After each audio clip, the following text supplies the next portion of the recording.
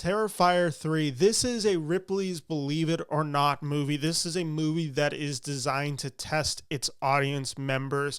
Basically, it is a movie to see where our limit is. And a generous read of the Terrifier series and this film would be this acts as transgressive horror, pushing the boundaries, but I'm not feeling that generous today. And that's not what I think this film is. So I'm going to review Terrifier 3, a movie I really struggled to watch. While I am going to be going into some of the negatives of this film, I also do want to acknowledge for a moment that the Terrifier series is a great indie success story within Hollywood. First film started off with a $35,000 budget, worked itself up to $250,000, and then this film has a $2 million budget. Art the Clown has become kind of a mainstream sensation within the horror genre. And I want to celebrate that, so I'm not going to be overly mean in my review. However, I do want to talk about negativities that I have of this movie, especially the idea that a film advertising itself on the shock, on the idea that it's transgressive, is no longer as excessive or as shocking as I believe they think it is. To be honest, watching this movie, I didn't feel shell-shocked or anything. I just felt numb by the effect, and that's essentially what Terrifier 3 is. This movie is an effect, and the effects are the killing. It's these big set pieces that just are gore-filled. That is what the movie is really selling and advertising. And I found the marketing of these films to be nausea-inducing, to be a little bit far-fetched / overblown. These movies are not necessarily like puke your mind out watching, like so disgusting that you just can't handle it. It's very much an extreme, and it mirrors the extremeness that this film believes that it is selling. And with the idea of these effects of the gore and the blood, and that being really the selling point of this movie, the effect is a gimmick and predictable at this point. You kind of know what to expect when you're walking into a Terrifier movie. Some people are going to like it. Some will start noticing their patience being tested. Other people are just going to outright reject this movie. I want to talk about aspects of the movie real quick that are worth praising. I think the performances are all good in this movie, especially David Howard Thornton, who plays Art the Clown. He is really, you understand why he becomes a mainstream success with this character of Art. There is just everything that you'd want from a slasher villain. He brings it. He has a air of comedic sensibility. He has a screen presence. He has a just horror vibe to him that just, it works so well. It fits within the vibes of Michael Myers, of Jason, of Freddy Krueger. It feels like the next step of those lineage. He really does stand out in this movie, as does Lauren LaVera, who plays Sienna Shaw. She's the final girl within Terrifier 2. She returns in this movie. Also really good. Believe her performance, like what they've been doing with this character and how they're developing her, especially as this film explores the PTSD that this character endures in the last film. I believe Lauren LaVera to be a very good actress and really proving her role within it and really redefining how we see the final girl. And then finally, we have another final girl returning in this movie in the character Vicky Hayes from the first movie, who's also in the second movie. She's played by Samantha Scaffidi. She is kind of resurrected, or she has this link to the Art the Clown character that she becomes the sidekick. She's very scary in this movie. I think it actually added a fun dynamic with this character. So the performances are all strong in this movie, as are the special effects. Like, the movie has a $2 million budget. The effects look much better than they have in the past. They really do get the most out of that $2 million. And the thing you notice the most from the first two films to this film is the sound. The sound of this movie is disgusting, and it's disgusting in a good way. You really just feel the budget now being able to really help bring up just the cost of sound, and it just sounds much more impressive. I really was digging the sound of this movie. There's some really gnarly sound in this movie that's pretty upsetting to listen, to the point that I had to cover my ears a few times because I'm just like, I can't really handle it. Credit to the filmmaker there. And the world building and lore, that has been, I think, one of the defining staples within the Terrifier series. People have really liked it. I quite liked what they were doing in Terrifier 2. They continue on that to a degree in this film. And that's where I want to pivot over to the cons that I had with this movie, which is the going away from what was working so well about, especially a film like Terrifier 2, which is the lore. This film has an 2-hour runtime and it doesn't need it. It really should be about 90 minutes. Terrifier 2 is like 2.5 hours. That movie should not be anywhere near as long as it is either. But what happens in this runtime of 2 hours, you bookend the film with lore. So there's some lore at the beginning, there's some lore at the end, and then the middle, you're just kind of left in the wilderness with Art the Clown doing some really heinous crimes in this movie.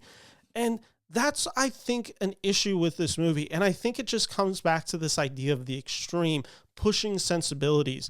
This film has an inability to subvert expectations, and it really starts to hamper my enjoyment while watching this movie.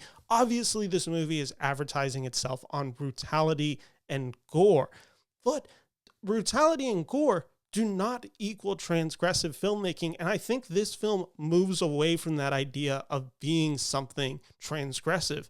Essentially, when you compare Terrifier 3 with Terrifier 2, you look at the second film and it manages to make the kills feel shocking and impactful. Maybe it's because when I watched Terrifier 2, that was my first experience with Art the Clown. I was new to this world, and thus what felt shocking and new was because it was new to me. Terrifier 3 doesn't feel new to me. I was like, okay, I'm used to this. Now what? And thus the impact is completely taken away from this film. I didn't find any of the kills in this movie to be particularly impactful. That doesn't mean that they're not gross and disgusting. They are. This movie has disgusting imagery throughout. It is bloody, it is gruesome, it is shocking. In some cases, I really couldn't look at the screen, not out of just necessarily disgust, just out of my own personal preference. Like, I don't really need to see this chainsaw go where it's about to go right now. I don't need that in my life right now. So I did have that struggle with the film. People who like that and really just like to see the most bananas, disgusting, the most gnarly, are going to have enjoyment with that. For other people, there isn't really anything shocking about it. And if you're really in it for the shock value, I can't say that this movie is shocking, because this whole movie's kills are just extreme. And when you're living at the extreme begins to feel like normal. And so the kills in this movie just start feeling normal, and I was just kind of numb to the sensation of watching that. Taking the comparison again with Terrifier 3 and Terrifier 2, you look at the lore, which I think the movies have done a really good job building Art the Clown, the lore. They are obviously in communication with such films as Michael Myers, the Halloween series, as Jason, with Freddy Krueger, with the Exorcist movies, and it's even like bringing other examples in. This is clearly a director in Damien Leone who just knows the world of horror very well, and he draws and pays homage to it throughout. There's scenes that obviously are meant to reflect Psycho, especially the sour scene in this movie. There's a scene that is clearly an homage to The Shining. Like, he is paying tribute to that, and you can feel the love letter to horror in this film. What I felt watching this movie, especially with the lore, is just that this movie kind of forgets about that until the very end. There are moments at the very beginning that certainly have lore. I think, for honestly, of the 2-hour runtime, I would say an hour and a half of it are kind of just devoid of the lore and any of these big ideas that I think really added a connective tissue and really got fans engaged with these films to start with, and especially was one of the highlights of Terrifier 2. This movie really does just forget about it until the final finale, which I actually think is the strong part of the movie, is the final 20 to 30 minutes of this. But going back to this idea of killing, of the shock, and the lack of feeling of impact, I was now stuck with, while watching this movie, I felt it was all a bit weightless. And while seeing it, when he does some really horrible stuff in this movie, for lack of a better word, I just kind of kept thinking, and this film, let me just say, this film certainly elevates itself in its brutalities. Like, it is kind of feels like the kills get more and more extreme and more gnarly as the runtime goes along. But when the first kill is already so extreme that, like, you can't really comprehend what you're watching, and that's the level you're watching it at, I noticed myself just feeling non-impacted by it. And at one point, I kind of just noticed myself just asking the question in my own head, like, what can Art the Clown now do that would be deemed shocking? Is it like just him going to shoot up a school? Like, is that like all that he can really hit on now that would actually like shock me to my core? I think that's kind of the level that this film is, because anything else, it's just like, okay, like he's done some really disgusting, he's really done some gnarly, like he's done the extreme, he's hit the transgressiveness of it. And now it's numbing to me. When there's no restrictions, especially in horror, what's left is the absence of tension and suspense. And that's what this movie doesn't have. I didn't particularly feel tense watching this movie. I didn't feel particularly scared watching this movie. I was just absorbing this movie for what it was. And it wasn't a genre that I was particularly enjoying. I think with what Terrifier 2 does is it actually is able to pull itself back. It is able to go reserved in moments. Obviously, the film has extreme acts of violence in that film, but it is still working to serve a larger purpose. The larger purpose of Terrifier 3 is the brutality, is the gruesomeness. Which is why when we finally get to the finale of this film, which really brings together this idea of good versus evil and really just starts to explore the final girl archetype made famous in horror films, that's when I found this movie to actually have the most amount of tension. I cared about these two characters. I was curious to see their battle. There is actual tension. You're wondering how they're going to get out of these situations.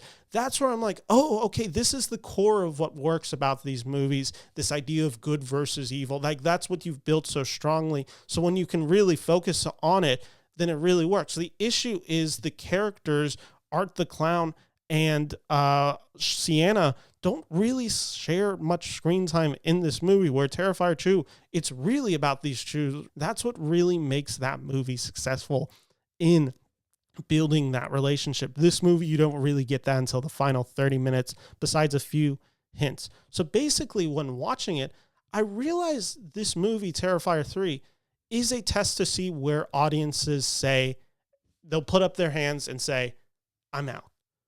And for me, I kind of hit that moment within the first 10 to 15 minutes into the movie.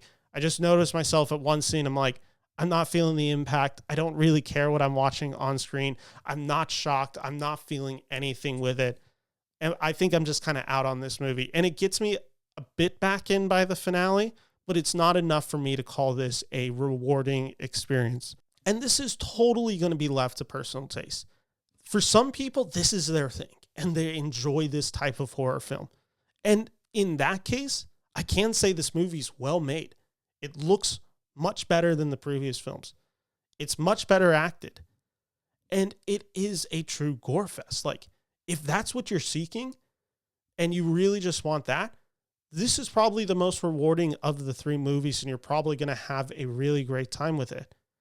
If that's not necessarily what you were looking for, and you were more on how I was feeling, where you liked what the filmmaker was doing with this transgressive style, I just think this movie just does it too much to the extreme that it no longer feels shocking and loses all impact. So for me, Terrifier 3 was not successful. I'm giving it 2 out of 5 stars.